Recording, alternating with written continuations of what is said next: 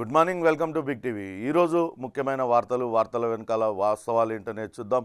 ముఖ్యంగా ఆంధ్రప్రదేశ్లో అటు రాజకీయ పార్టీలన్నీ రాబోయే ఎన్నికలకు పూర్తిగా సిద్ధమైపోయాయి. ఈరోజు టీడీపీ అధినేత చంద్రబాబు నాయుడు అనంతపురంలో పర్యటిస్తున్నారు. జగన్మోహన్ రెడ్డి కర్నూలు పర్యటన ఉంది. పోటాపోటీగా సభలు సమావేశాలు నిర్వహిస్తూ కార్యకర్తల్లో ఉత్సాహం నింపేందుకు అన్ని రాజకీయ పార్టీలు కూడా ప్రయత్నిస్తున్నాయి. ఇక ఈరోజు పేపర్లలో ఏం వార్తలు ముఖ్యమైన వార్తలుగా ఇచ్చారనే విషయాన్ని ఒకసారి చూద్దాం. ముందుగా ఆంధ్రప్రదేశ్ ఈనాడు కనుక చూసినట్లయితే ఈడీ ఇటు చూడదా అంటూ మైనింగ్ అక్రమాలపైన ఒక వార్తనిచ్చారు. పొరుగు రాష్ట్రం తమిళనాడులో ఇప్పటికే ఈడీ ఇసుక తవ్వకాలపైన రకరకాల మైనింగ్ అక్రమాలపైన అనేక కేసులు నమోదు చేసింది. కానీ అంతకు మించి ఆంధ్రప్రదేశ్లో ఇటువంటి అవకతవకలు అక్రమాలు పాల్పడుతున్నా ఎక్కడా కూడా ఈడీ పట్టించుకోవడం లేదనే వార్తను ముఖ్యమైన వార్తగా ఇచ్చారు. తమిళనాడులో ఇసుక తవ్వకాలపైన అధికారులు దృష్టి పెట్టారు. అక్కడ దాదాపుగా 4,730 కోట్ల రూపాయల అక్రమాలు వెలుగులోకి వచ్చాయి. నకిలీ కంపెనీలతో సిండికేట్ దోచేసిందని వెల్లడి. ఏపీలో పరిస్థితి అంతకంటే దారుణంగా ఉంది. అధికార పార్టీ అండదండలతో వేల కోట్లు దోచుకుంటున్నారు అక్రమార్కులందరూ కూడా. కేంద్ర దర్యాప్తు సంస్థ దృష్టి పెడితే ఇక్కడ కూడా భారీ కుంభకోణం వెలుగులోకి వస్తుంది అంటూ ఒక వార్తనిచ్చారు. ఇప్పటికే నేషనల్ గ్రీన్ ట్రిబ్యునల్ దీనిపైన ఒక నివేదికను కూడా కోర్టుకు సమర్పించింది. ఆంధ్రప్రదేశ్ రాష్ట్రంలో విచ్చలవిడిగా ఇసుక అక్రమ తవ్వకాలు జరుపుతూ ఉన్నారు.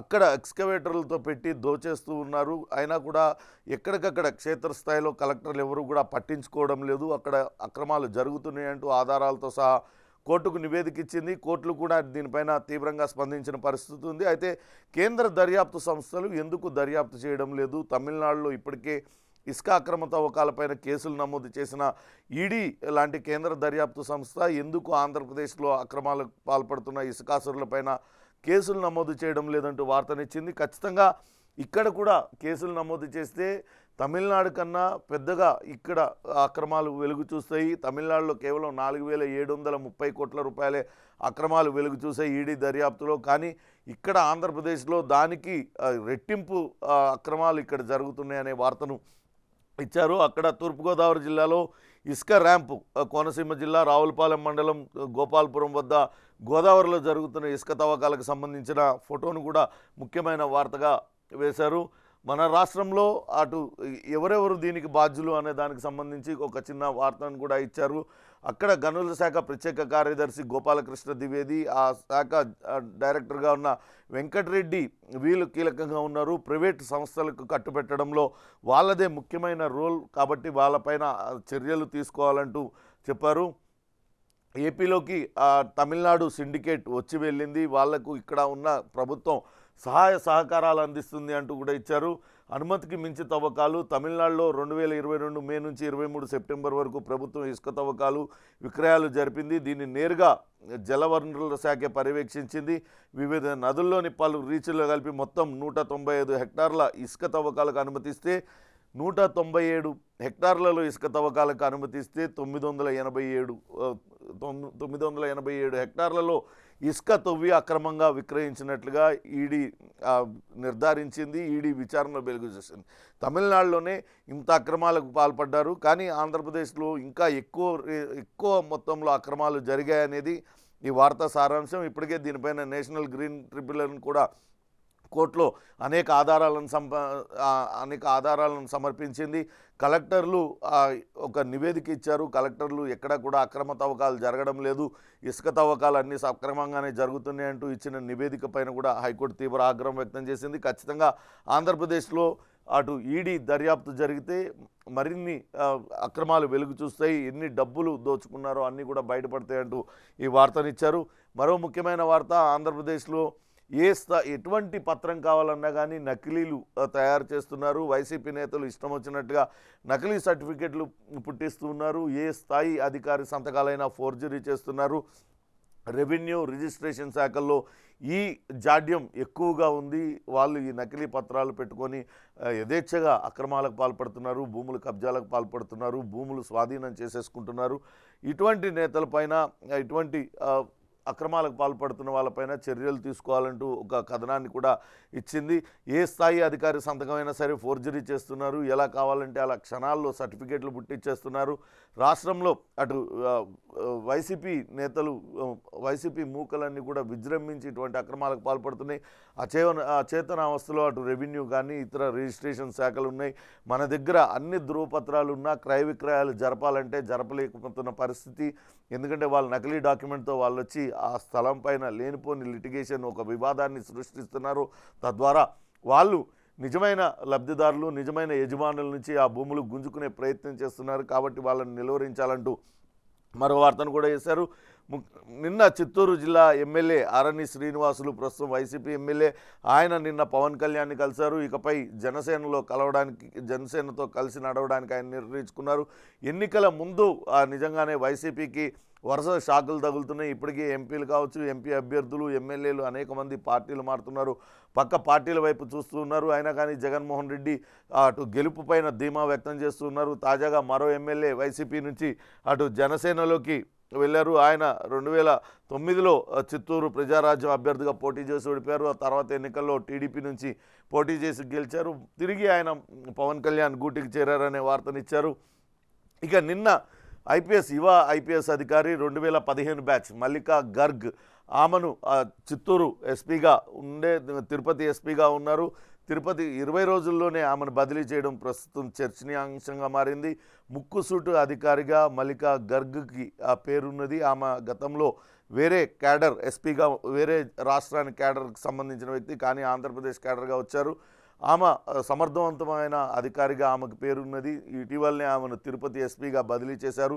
అక్కడికి బదిలీ చేసిన 20 రోజుల్లోనే తిరిగి ఆమెను మళ్ళా బదిలీ చేశారు. దీనిపైన పెద్ద ఎత్తున వివాదం నడుస్తుంది. అక్కడ వైసీపీ నేతలందరూ కూడా మూకిమ్మడిగా అటు ప్రభుత్వ అధినేత జగన్మోహన్ రెడ్డి పైన ఒత్తిడి తెచ్చే మల్లికా గర్గ్ను బదిలీ చేయించారు. ఎందుకంటే ఆమె ముక్కుసూటితనంతో ముక్కుసూటిగా వ్యవహరిస్తుంది, తమ మాట వినడం లేదు, తాము చేస్తున్న పనులకు సహకరించడం లేదంటూ వాళ్ళందరూ ఫిర్యాదు చేయడం వల్లనే 2015 బ్యాచ్ అధికారి మల్లికా గర్గ్ను అక్కడి నుంచి ట్రాన్స్ఫర్ చేశారు. తిరుపతి కొత్త ఎస్పీగా కృష్ణకాంత్ పటేల్ను నియమించారనే వార్తను కూడా ఇచ్చారు. దీనిపైన అయితే ఇంకా వివాదం కొనసాగుతుంది.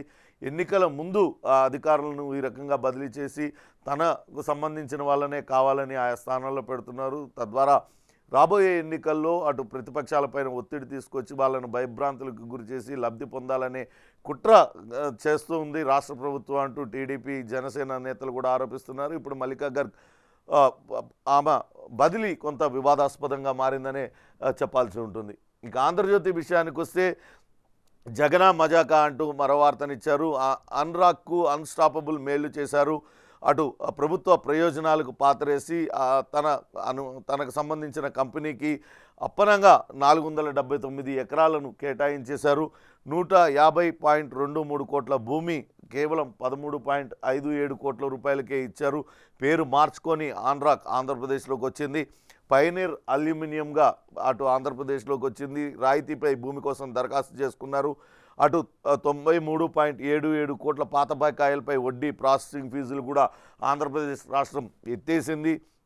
ఈ సంస్థకు సంబంధించిన గొంతెమ్మ కోరికలన్నీ తీర్చేసింది. ఇప్పటికే ఈ సంస్థ చేతిలో 2000 ఎకరాలు ఆంధ్రప్రదేశ్ భూములు ఉన్నాయి. మళ్ళా కొత్తగా వాళ్ళకి 150 కోట్ల రూపాయలు విలువ చేసే భూమిని ఇచ్చేశారు. 479 ఎకరాల భూమిని ఇచ్చేశారు. ఇదంతా కూడా జగన్మోహన్ రెడ్డి ప్రభుత్వం ఆయాచిత మేలు చేస్తుంది, తనకు సంబంధించిన వాళ్ళ కంపెనీకి ఇష్టారాజ్యంగా మేలు చేసేందుకే ఈ రకంగా చేస్తున్నారనే వార్తనిచ్చారు. 5 ఏళ్ల అధికారం చివరి దశకు చేరుకున్న సమయంలో సీఎం జగన్ విశ్వరూపం చూపిస్తున్నారు. ప్రభుత్వం సహా అటు ప్రజా ప్రయోజనాలకు పాతరేసి తన సొంత మనుషులు అస్మదీయుల గొంతెమ్మ కోరికలన్నీ తీరుస్తున్నారు. ఇప్పుడు ఆన్రాక్ సంస్థకు కూడా ఇట్లనే ఆ గొంతెమ్మ కోరికలన్నీ కూడా తీర్చారు. గతంలో రాష్ట్ర ప్రభుత్వానికి చెల్లించిన డబ్బులన్నీ కూడా మాఫీ చేసి ఇప్పటికే 2000 ఎకరాలు కట్టబెట్టారు. ప్రభుత్వానికి చెల్లించాల్సిన డబ్బుల్ని మాఫీ చేశారు. తిరిగి మరో 400 ఎకరాలకు పైగా కట్టబెట్టారు. ఇదంతా కూడా ఆన్రాక్ అల్యూమినియం కంపెనీకి సంబంధించి అని చెప్తూ ఉన్నారు. అయితే ఇప్పటికే ఆదివాసీ గిరిజనుల పోరాట ఫలితంగా నాటి ఉమ్మడి రాష్ట్రంలో ప్రభుత్వం 2013 ఏప్రిల్లో ఆ ఒప్పందం రద్దు చేసింది. అప్పట్లో కార్యకలాపాలు నిలిచిపోయాయి ఆన్రాక్కి సంబంధించి. కానీ ఇప్పుడు వాళ్ళు మళ్ళా తిరిగి పేరు మార్చుకొని పైనీర్ అల్యూమినియంగా మళ్ళీ ఎంట్రీ ఇచ్చారు. రాష్ట్రంలో అటు భూమిని దోచుకుంటున్నారనే వార్తను ఇచ్చారు. జగన్ హయాంలో అయిన వారు ఏ రూపంలో వచ్చినా అందిన కాడికి మేళ్లు జరుగుతున్నాయి. గత బకాయిలు సైతం మాఫీ అయిపోతున్నాయి. కోట్ల బకాయిలు ఉన్న కంపెనీ పేరు మార్చుకొచ్చినా దాని నుంచి బకాయి సొమ్ము రాబట్టాల్సిన ప్రభుత్వం వాటిని రాబట్టకపోగా మరిన్ని మాఫీలు చేస్తూ మేలు రాయి నిర్ణయాలతో దూసుకుపోతుందనే వార్తనిచ్చారు. గతంలో ఆంధ్రాగా అది ఇక్కడ తన కార్యకలాపాలు సాగించింది. అయితే అప్పట్లో 2013లో అప్పుడు గిరిజనులందరూ వ్యతిరేకించడంతో ఈ కంపెనీ ఒప్పందాన్ని రద్దు చేశారు. కానీ ప్రభుత్వానికి చెల్లించాల్సిన బకాయిలు అలానే ఉండిపోయినాయి, కోట్ల రూపాయల బకాయిలు. కానీ ఇప్పుడు అకస్మాత్తుగా మళ్ళా పయనీర్ అల్యూమినియంస్ పేరుతో మళ్ళా రాష్ట్రంలోకి వచ్చింది. జగన్మోహన్ రెడ్డి చివరి రోజులు ప్రభుత్వానికి సంబంధించి ఆయన వెంటనే తనకు సంబంధించిన కంపెనీ కాబట్టి మేలు చేయడానికి అప్పనంగా 459 ఎకరాలను కట్టబెట్టారు. 479 ఎకరాలను కట్టబెట్టారు.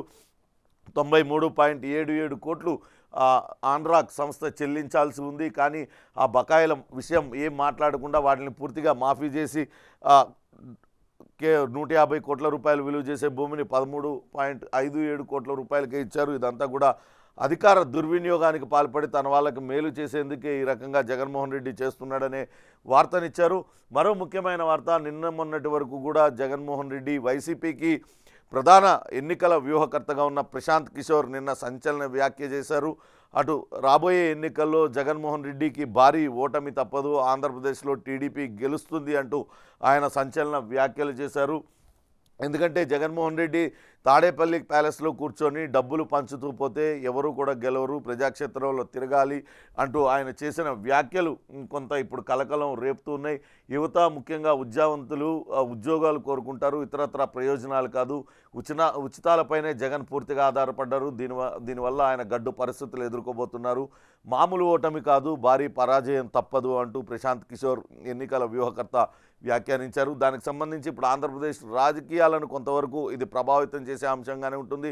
ఎందుకంటే గత ఎన్నికల్లో ప్రశాంత్ కిషోర్ అటు వైసీపీని గెలుపు తీరాలకు తీసుకొచ్చింది ప్రశాంత్ కిషోర్. ఆయనే ఆ పార్టీకి ఎన్నికల వ్యూహకర్తగా వ్యవహరించారు. ఐపాక్తో ప్రస్తుతం వైసీపీతో తెగదెంపులు చేసుకున్న తర్వాత మొట్టమొదటిసారిగా ఆయన ఈ మాటలు మాట్లాడారు. భవంతిలో కూర్చొని బటన్లు నొక్కితే ఓట్లు రాలవు, ప్రజలు అభివృద్ధి కోరుతారు, యువత ఉద్యోగాలు కోరుతారు అంటూ ఆయన అడిగారు. ఇతరత్ర ప్రయోజనాలు ఆశించరు, ధనమే కీలకమైతే ఏ ప్రభుత్వాన్ని ఓడించలేరు, ప్రజాధనం ఖర్చు చేస్తూ వారి బాగోగులు చూస్తున్నామనుకోవడం తప్పు అంటూ ఆయన అన్నారు. ఇక్కడ తెలంగాణలో కేసీఆర్కి పట్టిన గతే జగన్కు కూడా పట్టబోతుందంటూ ఆయన జోస్యం చెప్పారు. చూడాలి, జగన్మోహన్ రెడ్డి మాత్రం విశ్వాసం చూపిస్తూ ఉన్నారు. రాబోయే ఎన్నికల్లో తిరిగి తానే విజయం సాధించబోతున్నానంటూ చెప్తున్నారు. అటు టీడీపీ జనసేన కూడా వైనాట్ 175 కాదు, వైనాట్ పులివెందుల అంటూ వాళ్ళు కూడా ఎన్నికల కార్యక్షేత్రంలో దూసుకు వెళ్తూ ఉన్నారు. కానీ ఇప్పుడు ప్రశాంత్ కిషోర్ చేసిన వ్యాఖ్యలు నిజంగా కూడా ఆలోచించాల్సినవే.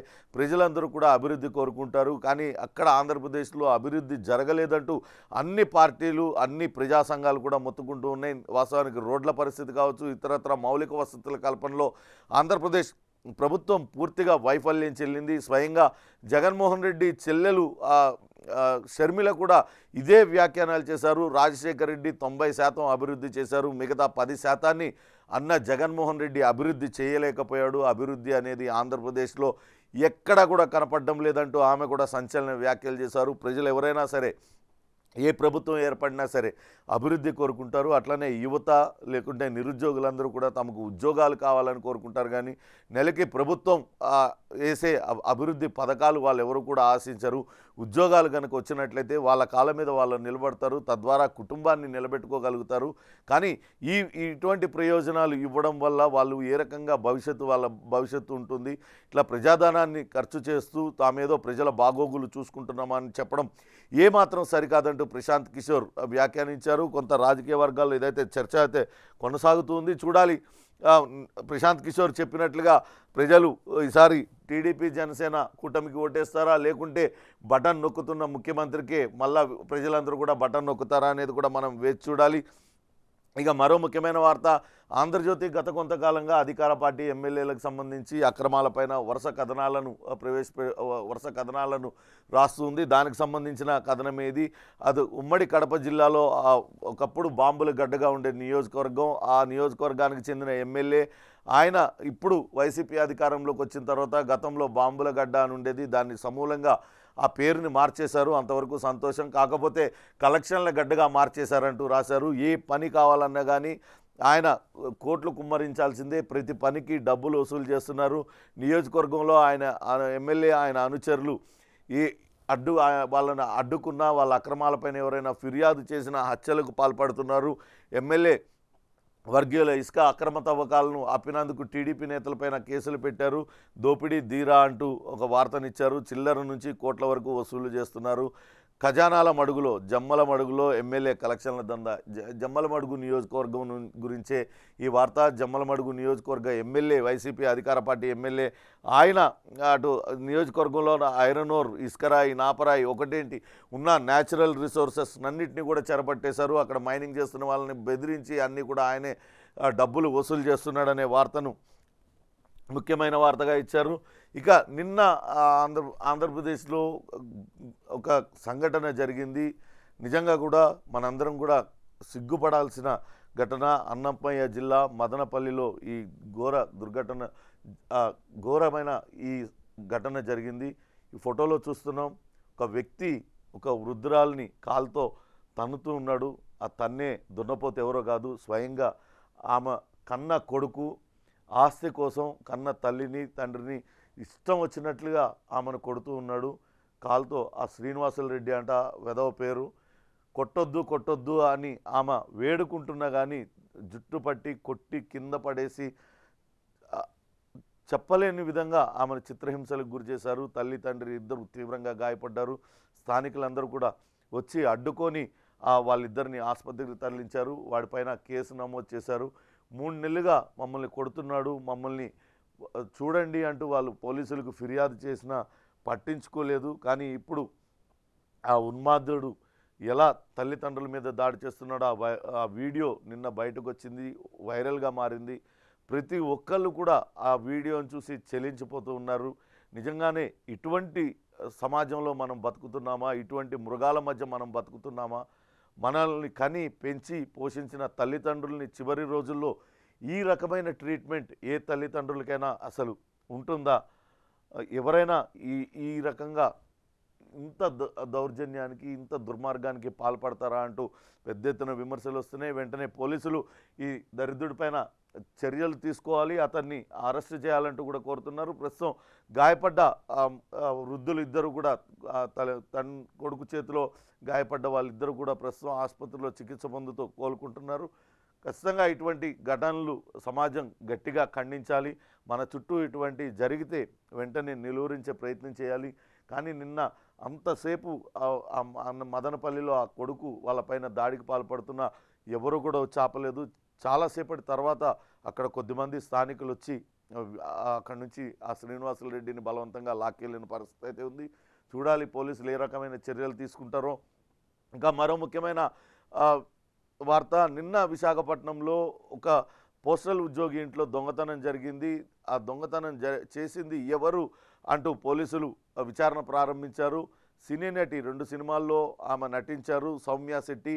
ఆమె దొంగతనం చేసిందంటూ పోలీసులు తేల్చారు. ఆ స్నేహితురాలు ఆమెకు పరిచయమైంది, ఒక యువతి పరిచయమైంది. తనకు కూడా సినిమాల్లో అవకాశాలు ఇప్పిస్తానంటూ చెప్పింది. ఆడిషన్స్ పేరుతో వాళ్ళ ఇంటికి వస్తూ పోతూ ఉండేది. జనవరి నెల నుంచి 4 సార్లు ఆ ఇంటికి వెళ్ళి వచ్చింది. వాష్రూమ్ని వినియోగించుకుంటానంటూ బెడ్రూమ్లోకి వెళ్ళింది. ఆ సమయంలో ఆ నగలన్నీ కూడా దోచేసింది. ఆ దోచుకున్న నగలతోని ఆమె గోవాలో ఎంజాయ్ చేసింది. అయితే ఇటీవల ఆ కుటుంబ సభ్యులు పెళ్ళికి వెళ్ళడానికని నగలు చూసుకుంటే ఒక్క నగ కూడా కనపడలేదు. అసలు ఏం జరిగింది, ఎవరు వచ్చారు, ఏంటి అని చూస్తే నటి సౌమ్య శెట్టి ఆ దొంగతనానికి పాల్పడినట్లుగా తెలిసింది. ఆమె దొంగతనం చేసిన నగలన్నీ కూడా విక్రయించేసి కొత్త నగలు కొనుక్కుంది, గోవాలో ఎంజాయ్ చేసింది, క్రెడిట్ కార్డు అప్పులు చెల్లించింది, బ్యాంక్ ఖాతా లావాదేవీల్లో కూడా ఆమె బ్యాంక్ ఖాతాల్లో పెట్టుకున్నట్టుగా తెలిసింది. మొత్తం 57 తులాలు పోలీసులు అయితే రికవరీ చేశారు. ఆమెను ఆ శెట్టిని, సౌమ్య శెట్టిని అరెస్ట్ చేశారు. సినిమాల్లో అవకాశాలు సరిగ్గా రాకపోవడం వల్లనే ఈ దొంగతనానికి పాల్పడింది, అట్లనే విలాసవంతంగా జీవించడానికే ఈ దొంగతనానికి పాల్పడిందని పోలీసుల విచారణలో వెల్లడైంది. ఇక బరితెగించిన గంజాయి ముఠా అంటూ మరో వార్తను కూడా ఇచ్చారు. ఇటీవలనే చిత్తూరు జిల్లాలో మనం చూసాం. అటు ఎర్రచందనం స్మగ్లర్లు ఒక వాహనంతో కానిస్టేబుల్ని ఢీకొట్టి వెళ్ళిపోయారు. తాజాగా అటు ఎస్సీబీ పోలీసులు, ఎక్సైజ్ ఎన్ఫోర్స్మెంట్ పోలీసులపైకి కూడా కంటైనర్ని దూసుకెళ్లారు. పలాసులో ఎస్ఐతో సహా 2 కానిస్టేబుల్కి గాయాలైనాయి. విశాఖలో ఆ కంటైనర్ను పట్టుకున్నారు. 380 కిలోలు స్వాధీనం చేసుకున్నారు. వాళ్ళ దగ్గర నుంచి ఆంధ్రప్రదేశ్లో గంజాయి ముఠాలు, అటు ఎర్రచందనం ముఠాలు రెచ్చిపోతున్నాయి. వాళ్ళని అడ్డుకోవడానికి ప్రయత్నించిన బలగాలు, పోలీస్ బలగాలపైకి హత్య యత్నాలు చేస్తూ ఉన్నాయి. మొన్న కానిస్టేబుల్ పైకి కారుతో దూసుకెళ్ళి కారుతో ఢీకొట్టారు. ఇప్పుడు చూస్తే గంజాయి ముఠా గంజాయి తరలిస్తున్న కంటైనర్ని ఆపబోతే ఆ కంటైనర్ పోలీసులపైకి దూసుకువెళ్ళి వాళ్ళని గాయపడేటట్టుగా చేశారు. అయితే ఎటకేల కంటైనర్ని అయితే పట్టుకున్నారు. అందులో 380 కేజీల అటు గంజాయిని వాళ్ళు ట్రాన్స్పోర్ట్ చేస్తున్నట్లుగా గుర్తించారు. బాధ్యులను కూడా అరెస్ట్ చేశారు. ఇక సాక్షి విషయానికి వస్తే ఆంధ్రప్రదేశ్లో ట్రెండింగ్గా ఉన్న మాట ఏమైనా ఉందంటే హూ కిల్డ్ బాబాయ్. ఈ బాబాయ్ వివేకానంద రెడ్డిని ఎవరు చంపారు అనే దానిపైన పెద్ద ఎత్తున చర్చ జరుగుతుంది.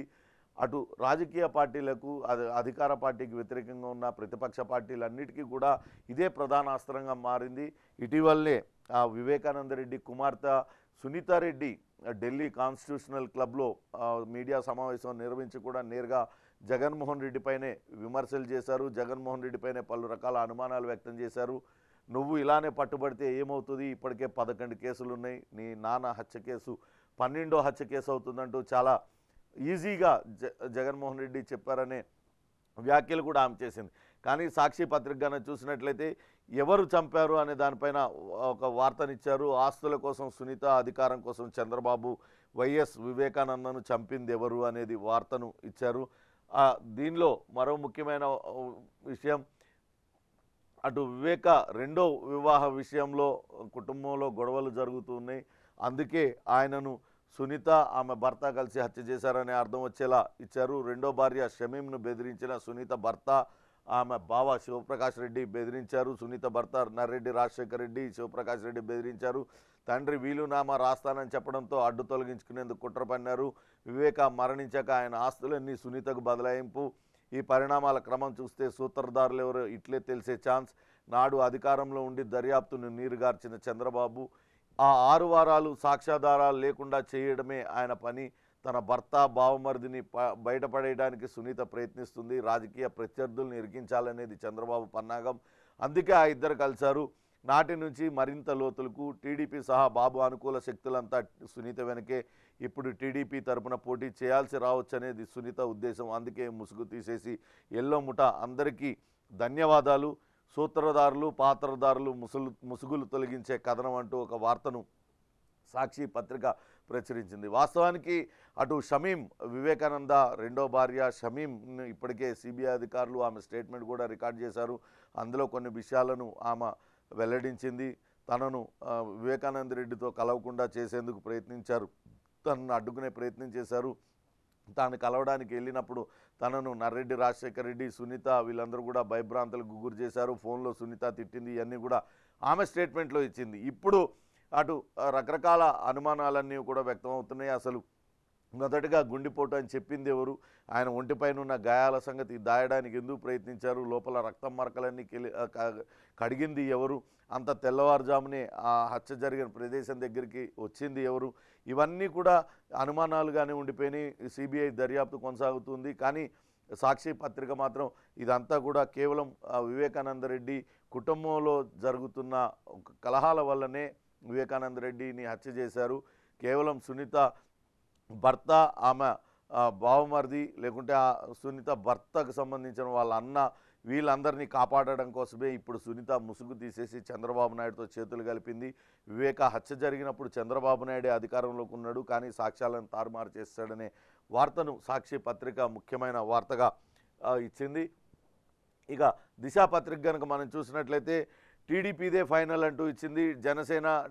జనసేన సీట్లు తెలుగుదేశం అభ్యర్థులపైన తెలుగుదేశం ఫోకస్ పెట్టింది. ఆ అభ్యర్థుల ఆర్థిక స్తోమత తదితర వివరాల ఫీడ్బ్యాక్ తీసుకుంటుంది. ప్రకటించిన స్థానాల్లోనూ మార్పులు చేర్పులు చేయబోతున్నారు. ప్రతి సీటు కీలకమనే కోణంలో ఆచితూచి అడుగులు వేస్తున్నారు. గెలిపే లక్ష్యంగా ఇరు పార్టీలు మొదటి నుంచి కూడా అటు పవన్ కళ్యాణ్ చెప్తూ వస్తున్నారు, ప్రజా వ్యతిరేక ఓటును ఎట్టి పరిస్థితుల్లో చీల్చనీయం, గెలిచే వాళ్ళకే ఇస్తాం. 98% హిట్ రేట్తో మనం అభ్యర్థుల్ని రంగంలోకి దించుతాం, ఖచ్చితంగా గెలిచి తీరాలనే ఉద్దేశంతోనే రంగంలోకి దించుతాం. ఎన్ని సీట్లు తీసుకున్నాం అనేది కాదు, ఎన్నిట్లో గెలవబోతున్నాం అనేది ముఖ్యమంటూ మొన్న పవన్ కళ్యాణ్ వ్యాఖ్యలు చేశారు. 98% హిట్ రేట్తో మనం దిగుతున్నాం అంటే ఖచ్చితంగా 98% గెలుస్తున్నామనే ధీమాతో ఆయా శాసనసభ నియోజకవర్గాలలో మనం పోటీ చేస్తున్నాం. ఆ సర్వేలన్నీ కూడా అవే చెప్తున్నాయంటూ కూడా చెప్పారు. అయితే ఇప్పుడు జనసేన సీట్లపైన తెలుగుదేశం ఫోకస్ పెట్టింది. టీడీపీనే ఫైనల్ చేయబోతుంది. అభ్యర్థుల ఆర్థిక స్థితిగతులపైన ఆరా తీస్తుంది. ఒకవేళ వాళ్ళు ఆర్థికంగా బలమైన అభ్యర్థుల్ని తట్టుకోగలుగుతారా, లేదా ఒకవేళ అవసరమైతే అక్కడ మళ్ళా తుది జాబితా విడుదలయ్యేలోపు అభ్యర్థుల్ని మళ్ళీ మార్చడానికి కూడా ప్రయత్నం చేస్తుంది. గెలిపే లక్ష్యంగా ఇరు పార్టీల అభ్యర్థులు కసరత్తు చేస్తున్నారనే వార్తనిచ్చారు. ఎట్టి పరిస్థితుల్లో ఈసారి జగన్మోహన్ రెడ్డిని అధికారంలోకి రాకుండా అడ్డుకోవడమే లక్ష్యంగా ఈ పార్టీలన్నీ కూడా పావులు కదుపుతున్నాయి. అందుకే పొత్తును కూడా కుదుర్చుకునే బీజేపీ ఇంకా పొత్తు విషయం తేల్చాల్సి ఉంది. కానీ టీడీపీదే ఫైనల్ నిర్ణయం. రాబోయే ఎన్నికల్లో ఏ నియోజకవర్గంలో ఎవరు పోటీ చేయాలి, ఇప్పటికే 24 సీట్లు కేటాయించింది. ఆ కేటాయించిన సీట్లలో కూడా మార్పులు చేర్పులు ఉండే అవకాశం ఉన్నట్లుగా మరో వార్తను కూడా ఇచ్చారు. ఇక జగన్మోహన్ రెడ్డి ఓటమి ఖాయమంటూ ప్రశాంత్ కిషోర్ చేసిన వ్యాఖ్యల్ని కూడా ముఖ్యమైన వార్తగా దిశ పత్రిక ప్రచురించింది. ఎన్నికల తర్వాత జగన్ జంప్ లండన్ వెళ్లేందుకు ప్లాన్ చేసుకున్నాడంటూ దేవినేని ఉమా చేసిన వ్యాఖ్యలను కూడా ముఖ్యమైన వార్తగా ఇచ్చింది. అటు లండన్ పారిపోవడానికి ప్లాన్ చేసుకున్నారు. రిషికొండను తొలిచేసి బోడిగుండం చేశారు. హూకిల్ బాబాయ్కి జవాబు చెప్పాలి. కల్తీ మద్యంతో జనాల ప్రాణాలకు ముప్పు. 2024 కురుక్షేత్ర సంగ్రామమే అంటూ దేవినేని ఉమా నిన్న వ్యాఖ్యలు చేశారు. నిన్న బొమ్మసాని సుబ్బారావు అట్లనే మైలవరం నియోజకవర్గ నేతలు బొమ్మసాని సుబ్బారావుతో కలిసి ఆయన అక్కడ పర్యటించారు. ఈ సందర్భంగా ఆయన మాట్లాడిన మాటలను ముఖ్యమైన వార్తగా ఇచ్చారు. వారిద్దరికీ ఎడారే అంటూ మళ్ళా అనకాపల్లిలో జిల్లాలో మంత్రి గుడివాడ అమర్నాథ్ అట్లనే ప్రసాదులకి ఇద్దరికి కూడా మొండి చేయ జగన్మోహన్ రెడ్డి చూపించారు. ఇప్పటివరకు వాళ్ళకి టికెట్లు ప్రకటించలేదు. వీరిద్దరు రాజకీయంతో పార్టీ నుంచి కొంతాల దాడి అవుట్ అయ్యారు. సీనియర్ నేతలైన కొంతాల రామకృష్ణ, దాడి వీరభద్రరావు వీళ్ళ గురించే పార్టీ నుంచి బయటికి వెళ్ళిపోయారు. ఇప్పటికే కొంతాల రామకృష్ణకు మొదటి జాబితాలోనే జనసేన నుంచి టికెట్ లభించింది. తాజాగా వీళ్ళిద్దరికీ ఇప్పుడు సీట్లు కేటాయించకపోవడంతో వాళ్ళిద్దరు కూడా తలలు పట్టుకొని కూర్చున్నారు. చెడపకరా చెరువు అనే సామెత 100% వీళ్ళిద్దరికీ వర్తిస్తుంది. అటు పార్టీ జిల్లా అధ్యక్షుడు, అనకాపల్లి పార్టీ జిల్లా అధ్యక్షుడు బొడ్డేడ ప్రసాద్, అట్లనే మంత్రి, అనకాపల్లి జిల్లాకు చెందిన మంత్రి గుడివాడ అమర్నాథ్ వీళ్ళు చేసిన రాజకీయాలతో సీనియర్ నేతలందరూ కూడా దూరం అయిపోయారు. కానీ ఇప్పుడు వీళ్ళకే టికెట్లు లేని పరిస్థితి. అందుకే చెరపకరా చెడేవు అంటూ వార్తనిచ్చారు. వాళ్ళిద్దరు కూడా ప్రస్తుతం తలలు పట్టుకొని కూర్చున్నారు. ఏం చేయాలో దిక్కుతోచిన పరిస్థితిలో ఉన్నారంటూ చెప్పారు. 5 ఏళ్లలో 12.5 లక్షల కోట్లు అమరావతి సచివాలయం తాకట్టు పెట్టడమా? ఈ వార్తని చూసి షాక్ అయ్యా. సంక్షోభంలో ఉన్న శ్రీలంక కూడా పని చేయలేదు. రాష్ట్రాన్ని జగన్ అప్పులు కుప్పజేశాడు. వైసీపీ మేధావులు ఏం సమాధానం చెప్తారంటూ లోకేష్ విమర్శలు చేశారు. ఆంధ్రప్రదేశ్లో నిజంగానే విచిత్ర ఘటన చోటు చేసుకుంది. ఇంతవరకు ఎక్కడ కూడా వినలేదు. లోకేష్ చెప్పినట్లుగా అంతటి సంక్షోభం వచ్చిన శ్రీలంకలో కూడా ఎప్పుడు ఆ పార్లమెంటునో లేకుంటే ఆ రాష్ట్రాల అసెంబ్లీలను ఎక్కడ ఆ దేశ పార్లమెంటును కుదవబెట్టినట్టుగా మనం చూడలే. కానీ ఇక్కడ జగన్మోహన్ రెడ్డి ఆంధ్రప్రదేశ్ సచివాలయాన్ని, సెక్రటేరియట్ని కుదవపెట్టారు. 350 కోట్లు, 300 చిల్లర కోట్ల రూపాయలకు హెచ్డిఎఫ్సి బ్యాంకుకు కుదవబెట్టారనే వార్త కొంత సంచలనం సృష్టించింది. ఆస్తులన్నింటినీ కూడా అక్కడ తనఖా పెట్టుకొని అక్కడ కూడా డబ్బులు తీసుకున్నారనే వార్త ప్రస్తుతం అటు రాజకీయ వర్గాలను విస్మయానికి గురి చేస్తుంది. నిజంగానే సెక్రటేరియట్ని, అసెంబ్లీని అన్నింటినీ కూడా తాకట్టు పెట్టవచ్చా అనే చర్చ అయితే కొనసాగుతున్న పరిస్థితి. దీనిపైన కూడా ఆయన తీవ్ర విమర్శలు చేశారు. ఇదే ఆంధ్రప్రదేశ్ విషయానికి వస్తే ఆంధ్రప్రదేశ్లో రాజకీయాలన్నీ కూడా శరవేగంగా మారుతూ ఉన్నాయి.